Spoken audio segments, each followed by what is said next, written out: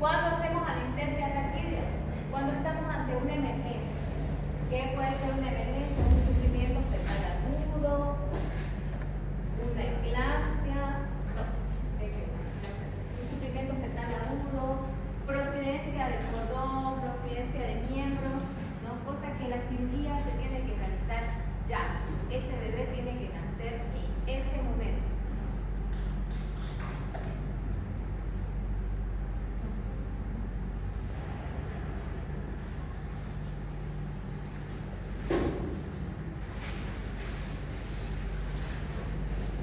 Cosa que la paciente no está complicada, ¿no?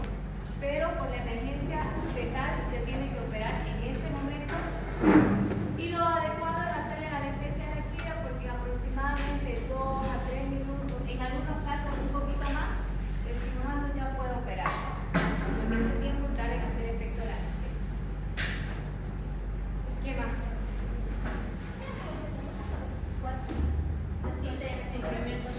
Sufrimiento fetal agudo.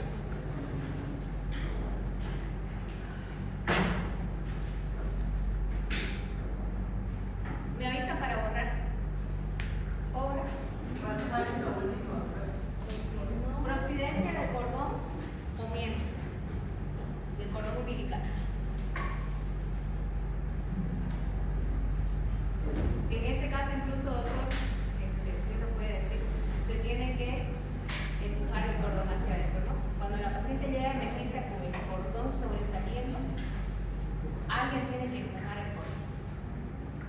Y nos ha llegado las pacientes que llegan con alguien ahí sentado en la cama, si se puede, en la camilla, empujando la mano dentro de la vagina, ¿no? Empujando el cordón umbilical. ¿Para qué? Para que el bebé no sufra, ¿no? Y no muera porque puede morir.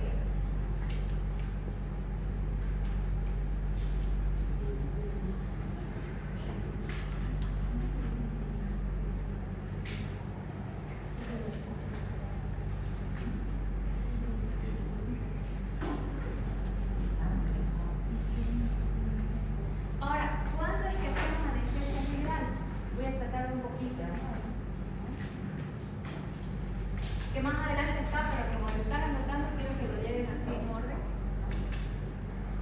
Cuando el estado de la madre, como ya les había dicho la vez pasada, no permita que podamos nosotros hacer un bloqueo renal.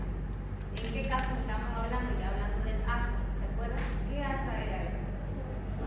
No. 4. ¿Quién dijo 4? ¿Quién dijo 4? ¿Quién? ¿Hasta 4? Porque ¿qué es lo que decía el hasta 4? ¿Ah? Es que de la 3 para 4 sería incapacitada. No, la 3 no está incapacitada. Su actividad está limitada, pero no está incapacitada. Entonces, ¿cuándo hacemos anestesia general en una paciente obstétrica? En pacientes que tengan hasta 4, pacientes que están incapacitados. No se va a poder sentar para que nosotros podamos hacer el bloqueo. No se va a poder sentar. Entonces, en esos casos hacemos anestesia general. ¿Cómo que? Paciente que llega, al menos acá no sé cómo en Brasil, lo estoy por aquí, los ginecólogos, hablando de una eclampsia, llega y es a quirófano.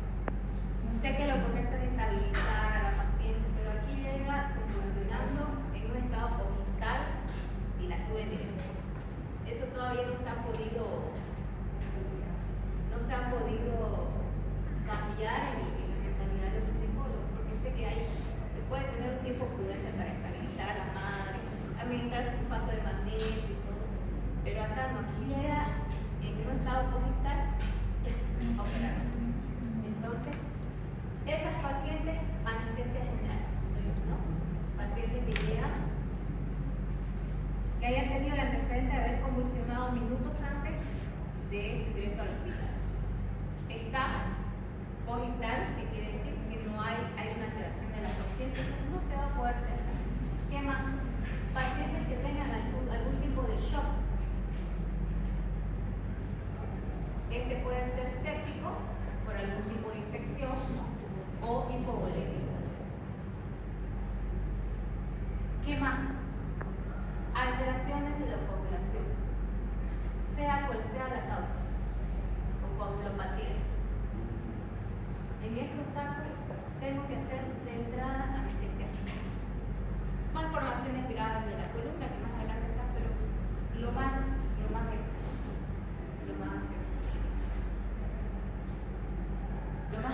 grande que puedo hablarles ahorita, ¿no? Entonces, en esos casos, o de entrada, ustedes tengan esto: paciente ASA 4 que está incapacitado, anestesia general. ¿Qué? ¿Cuándo te empezaron? ¿En qué? Depende del tiempo de los medicamentos. Su tiempo. Para comparar. Sí. Eso es algo que les voy a recalcar. Ya que estamos hablando de esto, vamos a terminar. Cuando ustedes han ido al hospital, han visto que primero hemos intubado al paciente, ¿no? Hemos hecho le ha puesto todas las drogas de inducción, se lo intuba. Recién el cirujano va, se viste, hace asepsia, antisepsia, pone los campos y comienza a operar con tranquilidad. En ginecoobstetricia no es así. Cuando se hace anestesia general de una paciente embarazada, se le va a hacer la cesárea. Todo lo que se hizo, todo lo que el cirujano hace normalmente después, se lo tiene que hacer atrás. Quiere decir, se lava, hace la antisepsia, pone los campos quirúrgicos y cuando estén listos para cortar con el bisturí, él nos dice puedo y en ese momento nosotros administramos analgesia, hipnosis y relajación muscular y se le dice al doctor comienza. Cuestión de ¿cuánto tiempo, doctor? 15 minutos. No, el corte le digo. Tiene que ser inmediato. Inmediato, malo.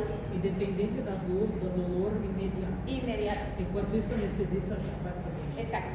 En el momento en que el anestesiólogo está intubando, el cirujano ya está cortado, ¿no? O sea, y el bebé no, o sea, pasamos todas las drogas por la vena, ¿no?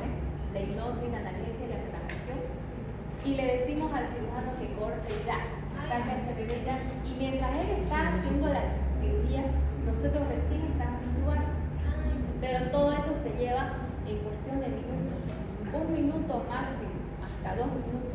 Ya el bebé, a veces nosotros hemos intubado y estamos ahí corroborando si está en pulmón y el bebé ya está fuera. Así de inmediato tiene que ser. ¿Para qué? Para que no pasen los relajantes musculares al bebé. Entonces, y por eso también se utiliza relajantes musculares de rápida acción y corta duración. No se utiliza tracurio, se usa por ejemplo la succinilcolina, ¿no es cierto, doctor? Entonces, por eso, una vez nace el bebé, ¿no? Administramos más analgesia, más hipnosis, pero lo único que no podemos usar nosotros, ¿ya? Para el mantenimiento es el Seborane. No se puede usar. ¿Por qué? Porque el Seborane produce una hipotonía uterina y lo que nosotros queremos es que después del alumbramiento haya una contracción del útero, ¿no? Entonces con esto la madre va al contraerse el útero no va a haber sangrado. Si nosotros usamos para el mantenimiento Seborane, ese útero nunca se va a contraer, por lo tanto puede seguir sangrando y sangrando y sangrando hasta descompensarse.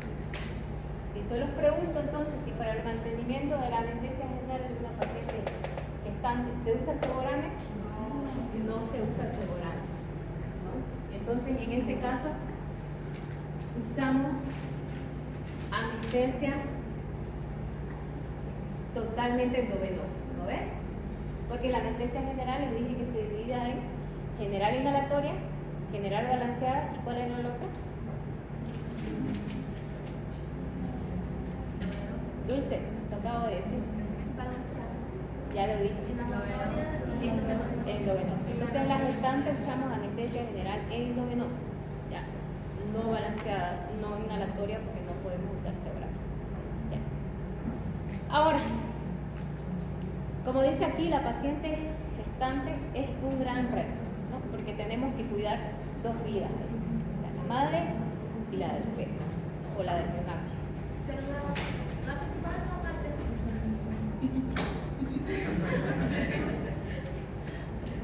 Por ejemplo, si tienen que salvar, ok. Yo no sé eso, porque en algunas películas van y le preguntan al padre qué quiere, la vida de la madre o del hijo. Ah, Al menos en el hospital hacemos todo por la madre.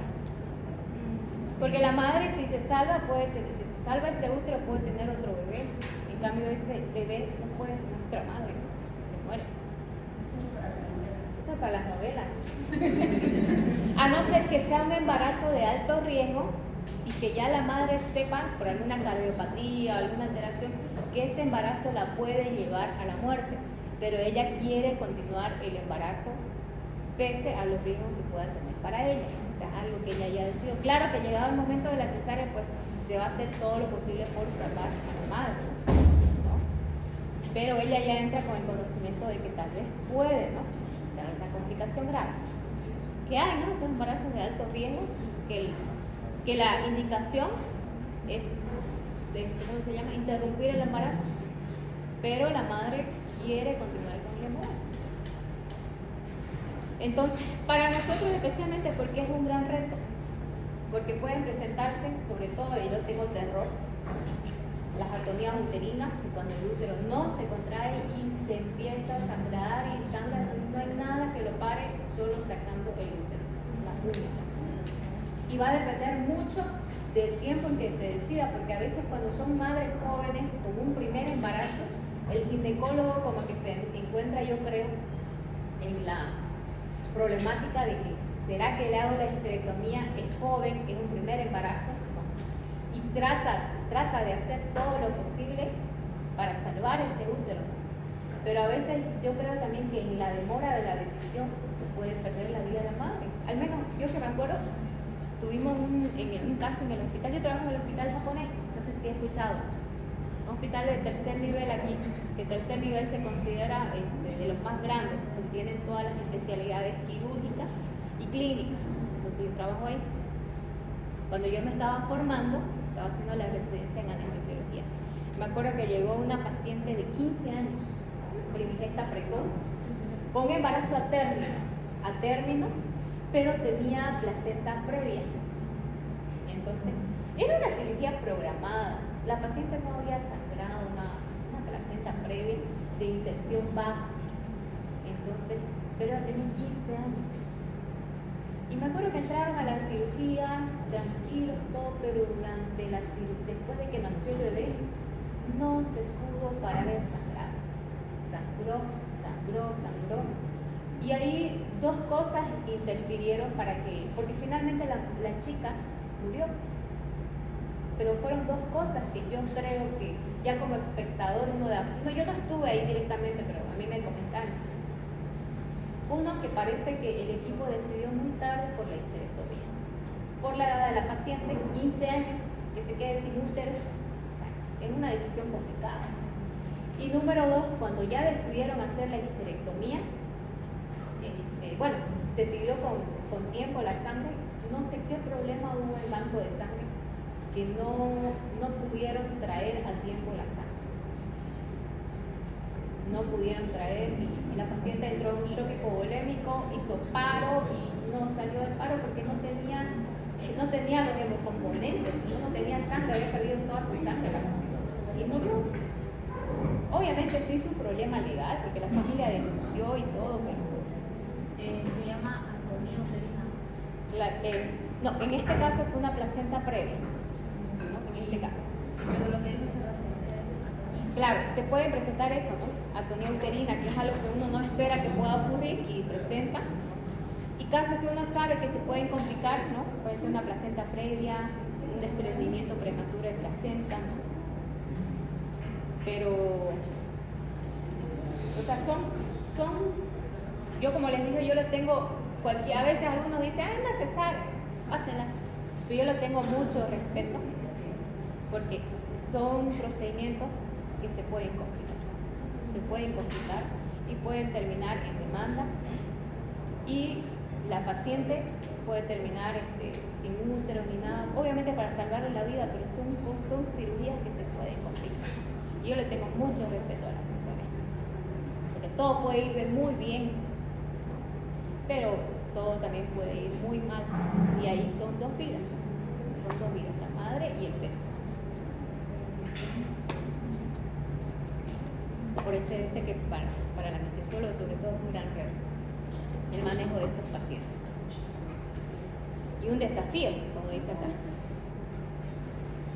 Tanto la anestesia rápida como peridural no interfieren en la contracción del músculo uterino. A diferencia de la anestesia general que ya les indicaba. Si usamos Seborane, este sí va a interferir en la contracción del músculo, por eso es que no se usa. ¿Qué más? Es una rama de la anestesia, ¿no?, que se enfoca sobre todo, ¿no?, en la parte obstétrica. Aquí nosotros se puede usar tanto para la cirugía como tal, pero también para el manejo del dolor en el trabajo de parto. Pero aquí particularmente no lo hacemos, no sé si en Brasil lo hacen, en los hospitales públicos. ¿Se hace? Hospital público. Parto. Então, agora começou a ter anestesia. Ahora sí. Ahora sí. Agora sim, tienes anestesia, mas você pode usar como indutor, como rádio. En el hospital no, porque cuando uno administra la anestesia para el control del trabajo de parto, no es que le pusimos la anestesia y yo me voy, digamos. Al igual junto que con el ginecólogo, tiene que estar ahí el anestesiólogo, sí o sí. Y ahorita en un hospital público no tiene ese anestesiólogo exclusivo para manejo del dolor de parto, no hay. No, porque no es que lo anestesié y ya me voy, no. Hay que controlar juntamente con el especialista cómo se desarrolla todo el trabajo de parto. La valoración preanestésica, como ya les había dicho en las primeras clases, debe estar, se debe realizar lo mismo, ¿no?, en las instancias. Evaluar patologías de base, cómo están los laboratorios, si tiene alguna patología, ¿no?, de base, qué ha dicho el especialista que lo sigue de su enfermedad. ¿Está controlada? Si es una diabetes gestacional, cómo está el azúcar, está controlada. Si tiene alguna cardiopatía, ¿qué ha dicho el cardiólogo de esa enfermedad? ¿Cómo está? ¿Qué complicaciones pudieran presentarse durante la cesárea? Entonces, todo eso tenemos que evaluar. Si está con varices, ¿no?, y si estas tienen son enormes, y vemos que hay, ¿cómo se llama?, insuficiencia venosa, entonces para nosotros también es una alerta, porque durante la cesárea se puede desprender alguno de esos coágulos o trombos y provocar ya sea algún tipo de accidente cerebrovascular y en el peor de los casos un tromboembolismo pulmonar, ¿no?, que si no se detecta a tiempo la paciente empieza a presentar deficiencia respiratoria y puede hasta morir. Entonces tenemos que tomar en cuenta todo. Por eso se hacen vendajes. Exacto. Entonces, si estamos hablando de una cirugía programada, la paciente debe cumplir con el ayuno igual que todos los demás.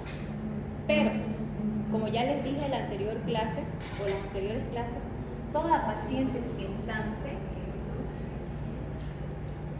por más que tenga o cumpla con el ayuno preoperatorio, igual tenemos que tomar en cuenta o tener todas las medidas de un paciente con estómago lleno. ¿Me dejo entender con esto? No sé, ¿no? Porque el útero comprime el estómago, por lo tanto disminuye la capacidad gástrica. Y entonces, aunque esta paciente no haya comido en 8 horas, igual yo tengo que considerarlo un estómago lleno. ¿Qué quiere decir? Tomar en cuenta todas las medidas antieméticas, ¿no? Ranitidina, metoclopramida antes de la cirugía. Y si tengo que intubar como que esa paciente haya comido. ¿Qué les dije? ¿Qué tengo que tener en cuenta en pacientes que se van a intubar y que tengan el estómago lleno? ¿Qué se acuerdan de eso?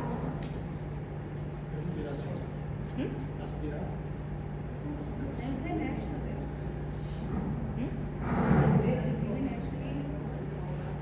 Medidas antieméticas. Número 1. Después aspirar. Siempre se tiene que tener la aspiración por si hay algún tipo de salida del contenido gástrico. Siempre la aspiración debe estar ahí. Pero hablando de las drogas, en este tipo de pacientes lo que hacemos es una inducción de secuencia rápida.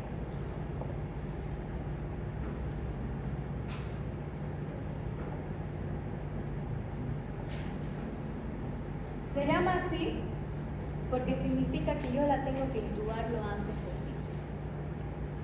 ¿Y qué relajante se usa para conseguir esta intubación inmediata? Ya les había dicho en la clase pasada. Se lo mencioné igual, pero va a ser otro. ¿Qué relajante actúa 30, 40 segundos y me permite a mí intubar inmediatamente? La succinilcolina. Entonces, ¿yo qué medidas tengo que hacer? Primero, medidas antieméticas. Intubación de secuencia rápida para que mi paciente esté intubada lo antes posible. ¿Qué más? Se puede hacer también una ligera presión en el cricoide para evitar el retorno del contenido gástrico. Y tener siempre la aspiración a mano. Entonces, toda paciente gestante, por más que esté en ayuno, yo tengo que tomar en cuenta todas esas medidas para evitar la broncoaspiración, ¿ya? Porque nos ha tocado pacientes que sí están en ayuno y ni bien se las relaja, se fluye bastante contenido. Entonces, tenemos que proteger la vía de la paciente.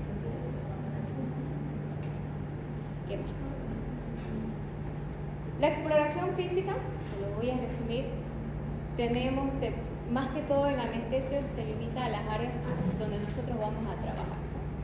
Cabeza, cuello y columna, ¿no? Para ver si vamos a tener dificultades para intubar, para ver si vamos a tener dificultades para hacer anestesia regional, ¿no? Está muy edematizada esa paciente, ¿no? Entonces, en esas cosas yo tengo que enfocarme en mi evaluación física ya del área donde yo tengo que trabajar.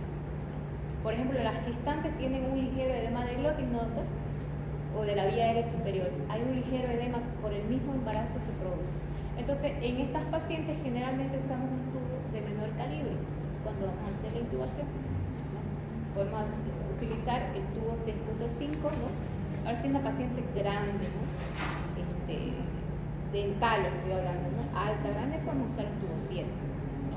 Pero siempre comenzamos con el tubo más pequeño, ¿no? Aquí acá. Entonces, vía aérea superior siempre hay un ligero edema en toda la vía aérea superior. Por eso usamos un tubo de menor calibre.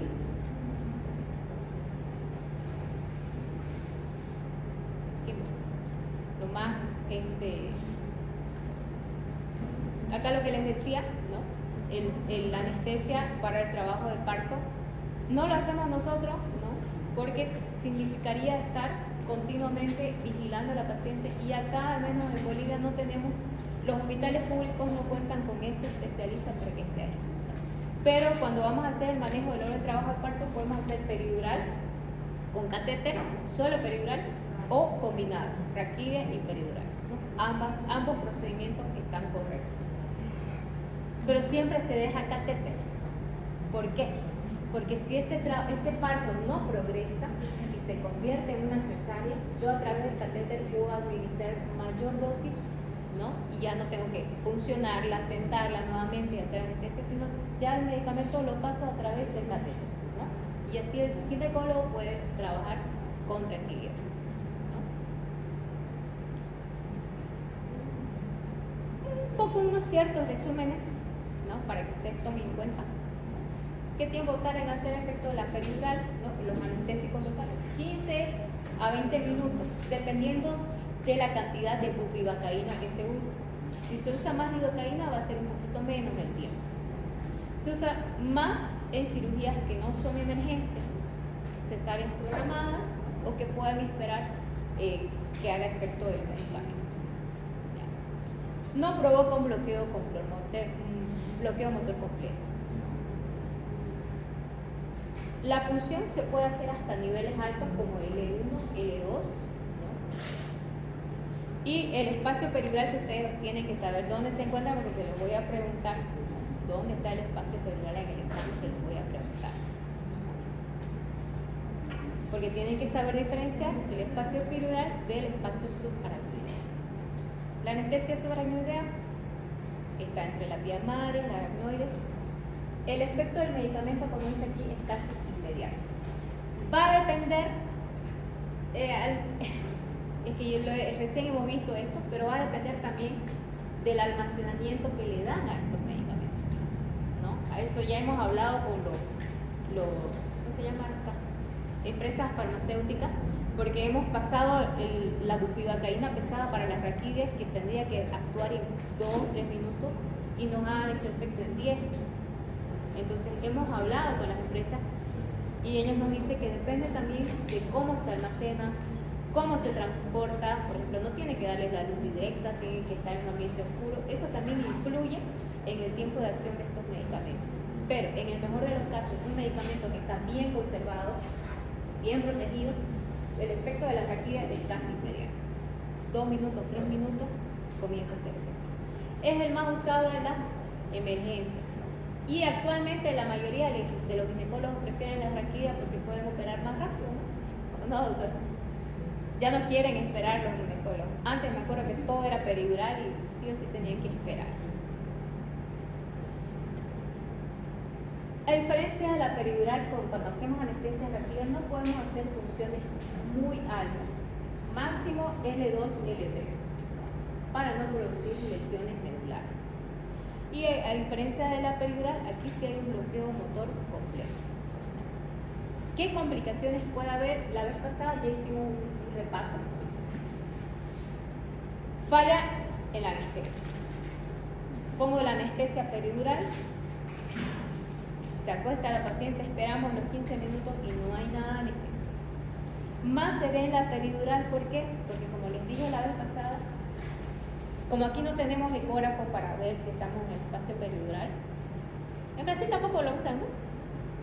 Es un procedimiento a ciegas, no estamos viendo, ¿no? A diferencia de la subaracnoidea, que sí estamos viendo salida de líquido cefalorraquídeo y sabemos que ahí estamos en el lugar correcto y lo pasamos. La peridural no, es un procedimiento a ciegas, que no lo estamos viendo, nos estamos guiando por la pérdida de la resistencia, que ya lo dije, al aire o al líquido. Pasa el medicamento con tranquilidad, con facilidad, pero nos puede dar falsos positivos. Y cuando acostamos a la paciente, esperamos, comienza el cirujano, entonces no agarra. Pueden darse bloqueos unilaterales también, ¿no? Y ya he visto, yo aquí le decimos en tabla de ajedrez, corta aquí y duele, corta acá, duele. Se dice que es porque tiene justo el espacio epidural de esa paciente, puede tener como tipo trabécula, ¿no? Que no deja que pase completamente o que se distribuya adecuadamente la anestesia. Puede ser. Hipotensión materna severa, brusca, es por eso que pacientes hasta 4 no se puede hacer anestesia regional, porque vamos a causarle una mayor hipotensión. Inyección del anestésico endovenoso, ¿no? Sobre todo si se administra la bupivacaína con epinefrina. Por eso es que cuando estamos en el espacio peridural tenemos que ir administrando de a poco 5 ml aspirando. Si no hay retorno de sangre, no se mancha la jeringa con sangre, continuamos.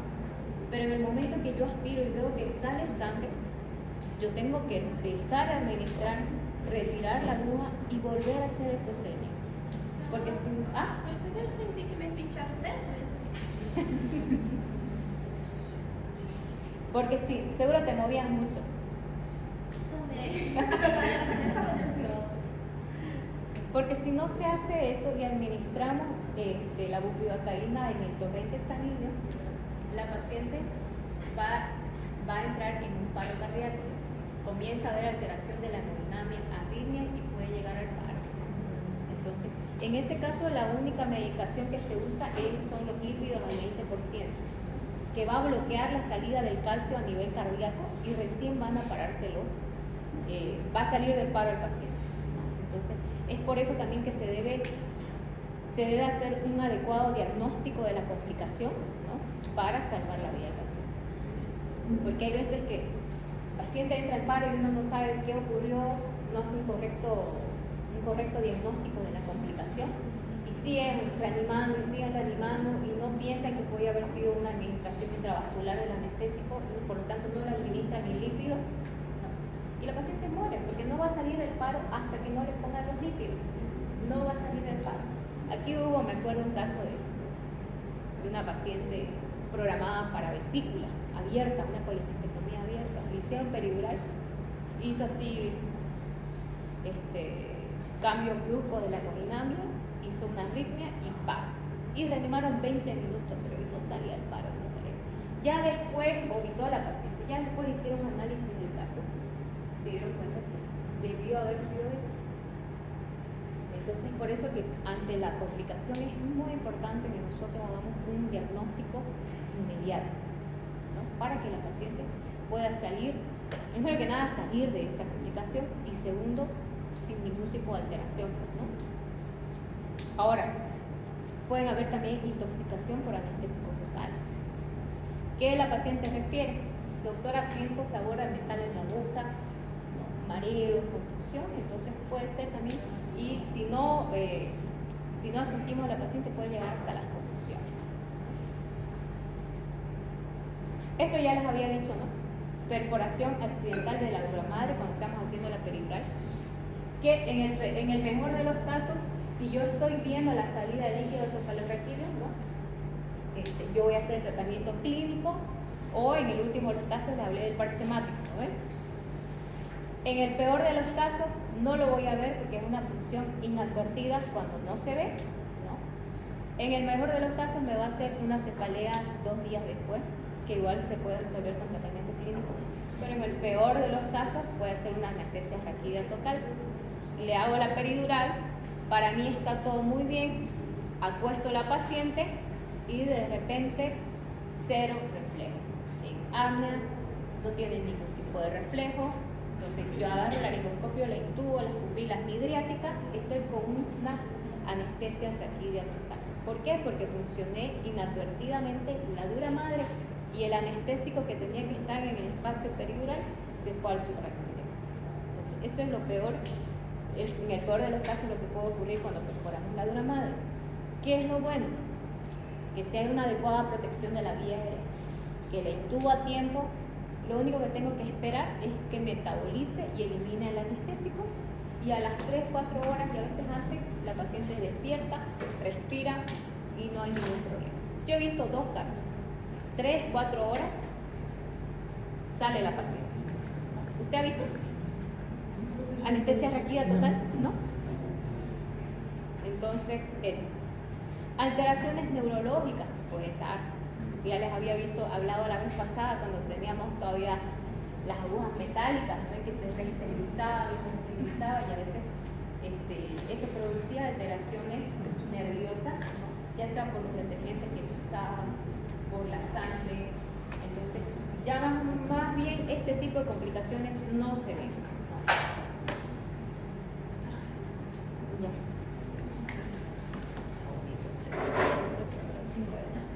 Efectos en el feto con la anestesia regional, prácticamente. La anestesia general, como ya les había dicho, pacientes hasta 4, ¿no? Que pueden ser cualquiera de esos, ¿no? O pacientes que llegan directamente en paro cardíaco, ¿no? Y la suben para salvar. En este caso sí, la suben para salvar al bebé, porque si la madre ya ha llegado en paro, ¿no? Y ya están varios minutos en paro cardíaco, pues en ese rato, inclusive en las mismas emergencias se hace la cesárea, ¿no? Para salvar al feto, ¿no? En ese caso sí. Como ya les había dicho, si vamos a hacer mantenimiento, no usamos Segurox, ¿no? Usamos anestesia general endovenosa. Eso sería todo. Bueno, nomás para comentarles, que aquí el doctor no me va a dejar mentir, tal vez ellos más tiempo que nosotros, pero me acuerdo que antes los pediatras se negaban a que usemos opioides en las cesáreas con anestesia general. Hace años no permitían que se use opioides.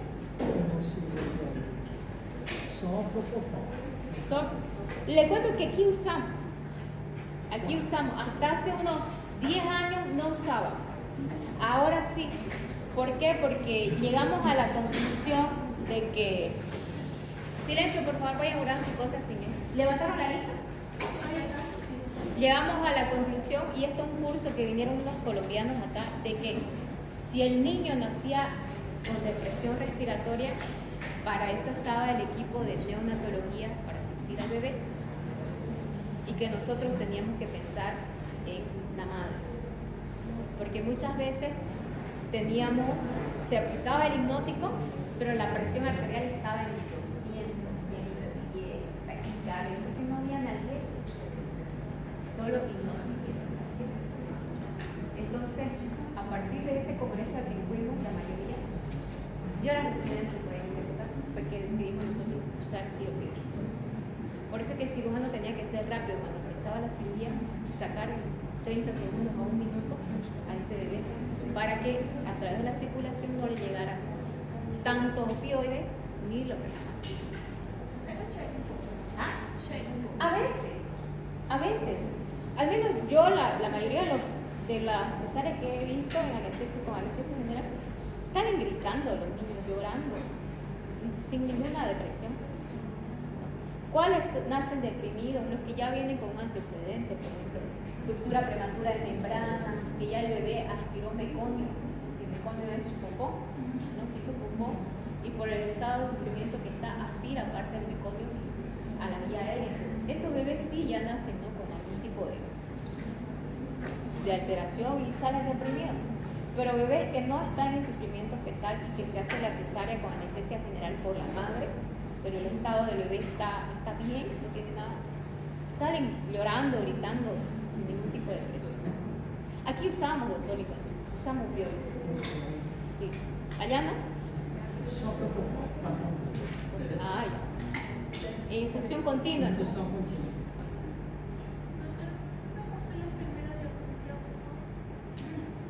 ¿Por qué no la viste? Ay, dulce, vos. Si lo querés tener, ya. Esto sería todo, chicos. Nos vemos la próxima.